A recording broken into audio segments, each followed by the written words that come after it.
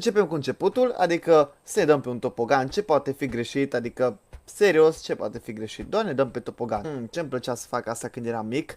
Haideți să încercăm. Ui! Mamă ce cripie, mamă ce cripie.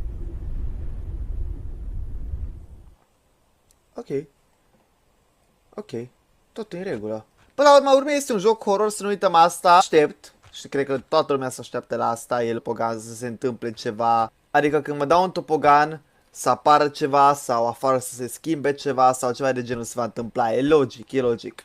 Bun, haideți să ne dăm pe topogan din nou. Ui! Ha? Că m-am buguit.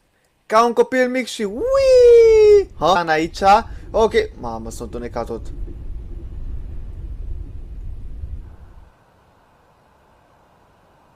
Am belit-o grav. Da, totul e în regulă. Ah! Te drecu!